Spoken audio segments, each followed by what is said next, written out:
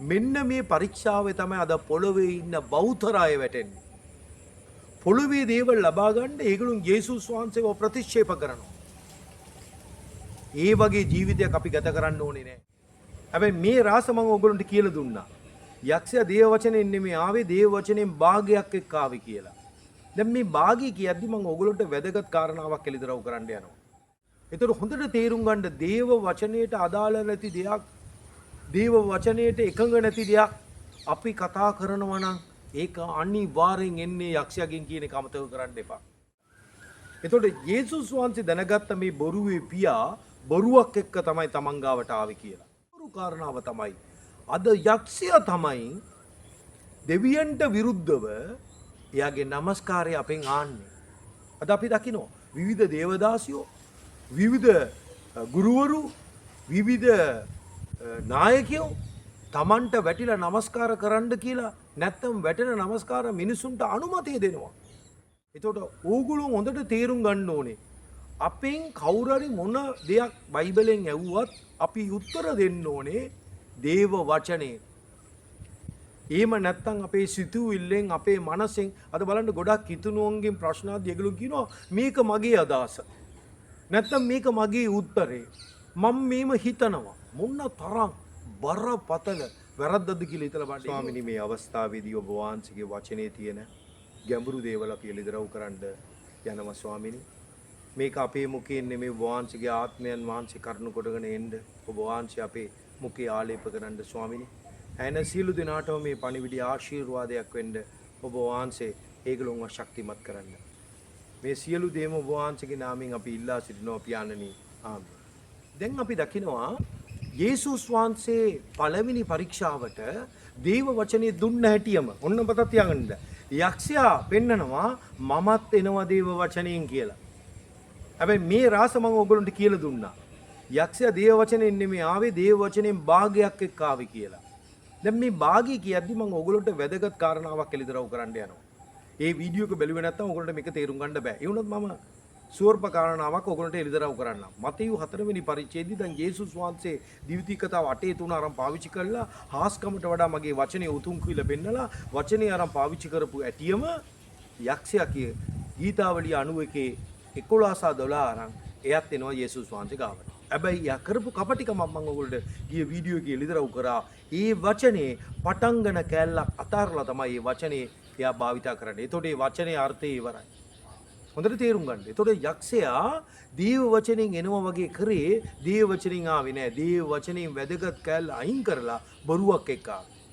අදත් මේ පොළවේ වෙන අපරාධ ඕක තමයි. දැන් ඔයගොල්ලෝ හිතලා බලන්න දෙවියන් වහන්සේ ආදාම්ට කණ්ඩේපා කියලා දානම් කරේ හොඳ සහ නරක. මේක හොඳට අපිට තේරෙනවා. ඒ කියන්නේ හොඳ සහ නරක. එතකොට අද යක්ෂයා තනිකර හොඳක් එක්ක නෙමෙයි එන්නේ හොඳ සහ නරකත් එක්ක එනවා. ඒ නිසා අද ගෘහ කිතුනුව රැවටිලා කියනවා යක්ෂයා දේව වචනයත් එක්ක ආවා කියලා. ඒතර අපිට හොඳටම දන්නවා දේව වචනේ පටංගන කෑල්ල අතාරලා. ඒ කියන්නේ උන්වහන්සේගේ මාර්ගවල යනවා කියන ඒ කෑල්ල අතාරලා තමයි යක්ෂයා ඉතුරු කෑල්ලත් එක්ක ආවේ. ඒ කියන්නේ දෙවියන් වහන්සේගේ කැමැති මාර්ගවල අපි ගියොත් තමයි දෙවියන් වහන්සේ අපි ආරක්ෂා කරලා කියලා ලියලා තියෙන්නේ. හැබැයි යක්ෂයා ඒ වචනේ විකෘති කරලා කෑල්ලක් අයින් කරලා අරන් යේසුස් වහන්සේට පාවිච්චි කරා. ඒතකොට යේසුස් වහන්සේ නිකන් හිටියේ නෑ. දිවිති කතාවේ 6 වෙනි පරිච්ඡේදයේ 16 වෙනි පදයේ දීලා කිව්වා ඔබගේ දෙවියන් වහන්සේව පරීක්ෂා කරන්න එපා කියලා ලියා තියෙනවා කියලා. එතකොට යේසුස් වහන්සේ දැනගත්ත මේ බොරුවේ පියා බොරුවක් එක්ක තමයි තමන් ගාවට ආවේ කියලා. හැබැයි හොඳට මතක් තියාගෙන ඉන්න යේසුස් වහන්සේ නැවත පාරක් යක්ෂයට උත්තර දුන්නේ දේව වචනේ. හැබැයි අද බෞතරය හොඳට තේරුම් ගන්න. මොනවද කරන්නේ? අපි යම් කිසි දෙයක් දේව වචනෙන් ඇහුවොත් ඒගොල්ලොන්ගේ මනසෙන් උත්තර දෙන්න උත්සාහ කරනවා. හැබැයි ඕගොල්ලන්ට මම අද පෙන්නලා දෙන්නම්. යොහාන් 8:44 බයිබලයේ පැහැදිලි ලෙස කියනවා යක්ෂයා ඇවිල්ලා බොරුවේ පියා කියලා. එයා සත්‍යතාවයේ හිටියේ නැහැ කියලා කියනවා. ඊට පස්සේ කියන බරපතල කාරණාව තමයි එයා බොරුවක් කියද්දි තමන්ගෙන් අරන් කියනවා කියලා. ඒතර හොඳට තේරුම් ගන්න දේව වචනයට අදාළ නැති දෙයක්, දේව වචනයට එකඟ නැති දෙයක් අපි කතා කරනවා නම් ඒක අනිවාර්යෙන් එන්නේ යක්ෂයාගෙන් කියන එක අමතක කරන්න එපා. එතකොට දෙවනි ප්‍රශ්නෙටත් යේසුස් වහන්සේ දුන්නේ දේව වචනය. එතකොට ඕගොල්ලෝ හොඳට තේරුම් ගන්න ඕනේ. අපෙන් කවුරු හරි මොන දෙයක් බයිබලෙන් ඇහුවත් අපි උත්තර දෙන්න ඕනේ දේව වචනේ. එහෙම නැත්නම් අපේ සිතුවිල්ලෙන් අපේ මනසෙන් අද බලන්න ගොඩක් කිතුණුවන්ගෙන් ප්‍රශ්න ආදී ඒගොල්ලෝ කියනවා මේක මගේ අදහස.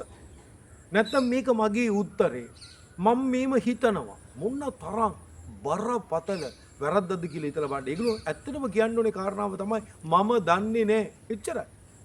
දන්නේ නැහැ. අපිට දන්නදී බොහෝ දේවල් මේ පොළවේ තියෙනවා. එච්චරයි අපි කියන්න ඕනේ. එහෙම නැතුව මේක මම හිතනවා, එහෙම හිතනවා. ඒගොල්ලන්ට ඉදිරිපත් කරන්න දේව වචනයක් නැහැ. එතකොට දෙවනි පරීක්ෂාවට පස්සේ අපි දකිනවා දැන් යේසුස් වහන්සේට තුන්වෙනි පරීක්ෂාව වෙනවා. දැන් යක්ෂයා මොනවද කරන්නේ?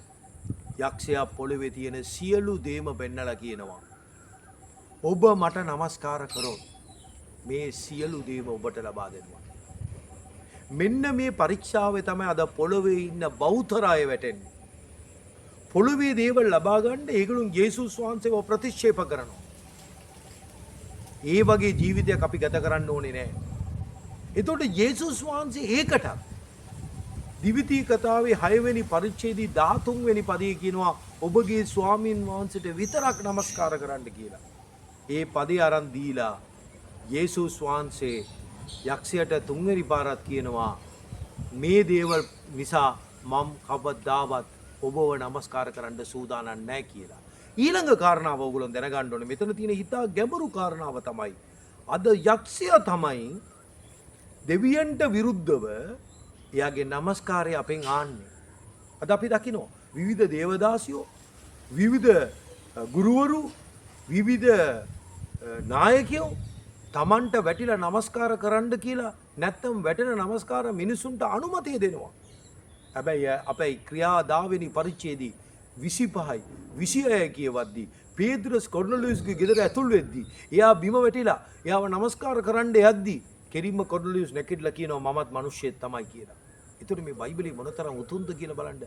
කිසි මිනිස්සෙක් අපි নমස්කාර කරන්න හොඳ නැහැ කියලා එක බයිබලේ පැහැදිලි ලෙස කියනවා. හැබැයි යක්ෂයා යේසුස් වහන්සේගෙන්ම මේ নমස්කාරය ආනවා. එහෙමනම් අද මනුෂ්‍යාකාරව নমස්කාර ආන සියලු දෙනාම යක්ෂයාගේ ආත්මයෙන් තමයි මේ වැඩේ කරන්නේ කියන එක අපිට ඉතා පැහැදිලි වෙනවා කියන එක ඔයගොල්ලෝ තේරුම් ගන්න.